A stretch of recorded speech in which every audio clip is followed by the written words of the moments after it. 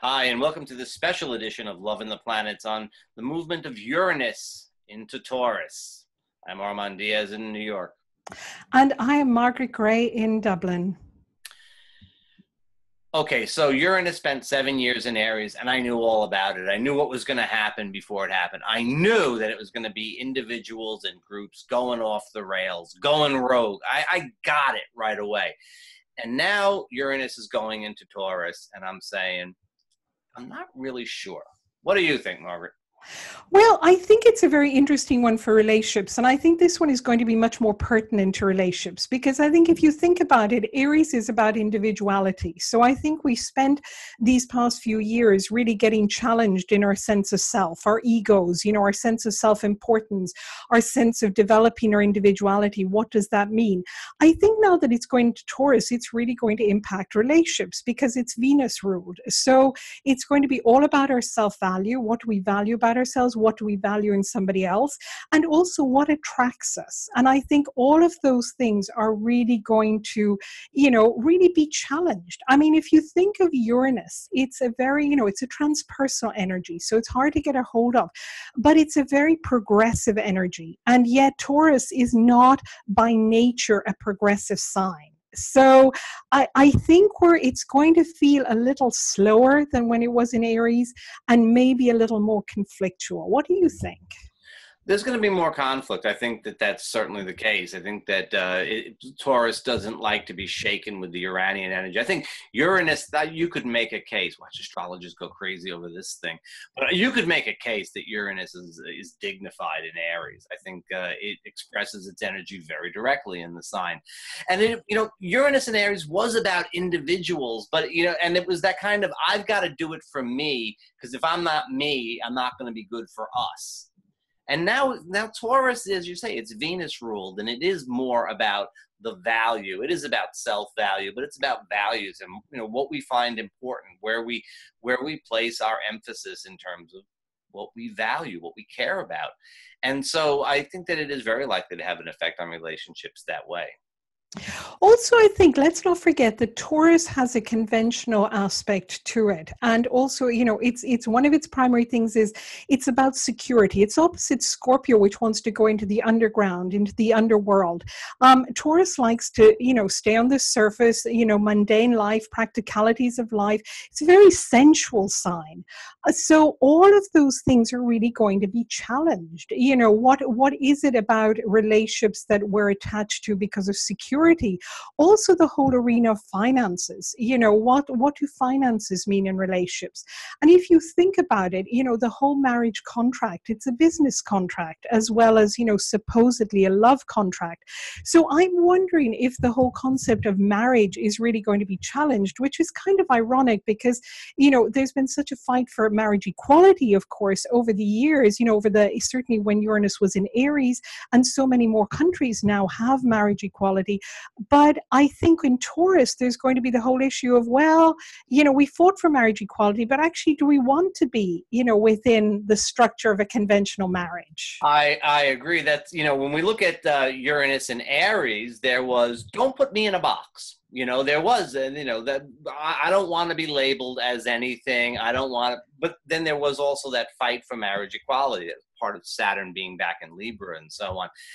And I think that, Uranus and Taurus is very likely to just take that whole idea of what it is we're trying to do and shake it up and say, well, I don't really, I'm glad that I can get married. I don't necessarily want to.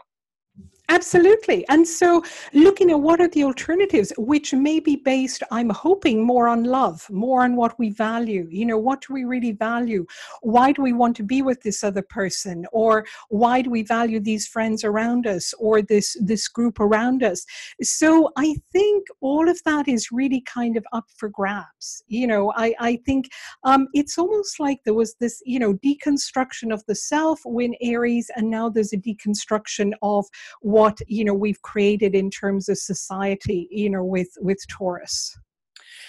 And I think that what you said about the financial picture changing, I think as we feel perhaps more unstable in terms of physical resources, whether it's individual money in the sense of our bank account, or whether it's, where the economy is, or whether it's the condition of the planet and what it has to, continue to offer us. I think that does have an effect on relationships. When things get tight, if things get tight.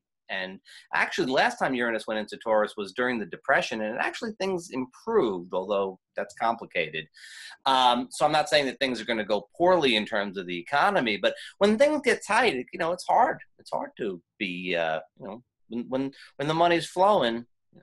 Romance without finance is a nuisance, as the song from the. I hadn't heard of that. I like that. I think it's so true. And of course, Taurus rules gold as well. So, if you look at gold in terms of gold value and gold in money, but also gold symbolically, what does it mean? And, again, back to values. So I think, when you think of Taurus versus Aries, we've got security versus adventure, immovability versus action.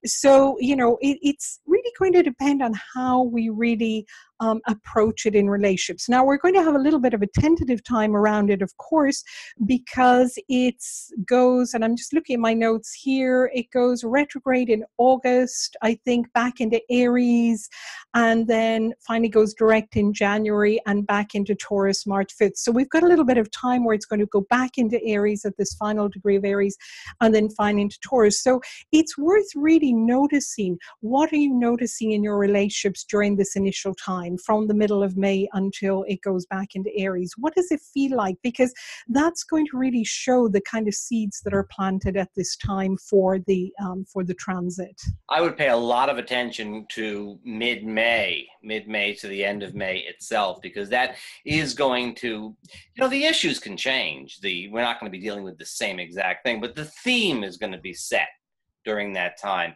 And then, whatever happens when Uranus goes back into Aries from September. November, I think November, yeah. March. During that period of time, it's the catch up. We can go back in and see what we need to change in ourselves going forward. So it's like we get a little peek into the future, see what's going on there, then we can back up and get ourselves ready for it. So I think that's a good, I would advise that as a good strategy. And also just remember one other thing, before we finish, and by the way, we are of course going to do a webinar on this and go into more details. So, we'll advertise that soon. It'll be over the next week or so. But our concept of the body, our body image, I think, is going to come into it. And that's quite important in how we relate to people, what we're attracted to, why are we attracted to certain people, how does that relate, and how do we feel about our own bodies in relationship with people. So again, that's going to be a Taurian theme that's going to come up. Yeah, I agree. We are going to be looking at body image types of issues. And that sounds okay. Absolutely. Absolutely. So hope you'll all join us, of course, for our webinar, and there'll be lots of opportunities to ask questions about it. And we'll see you then.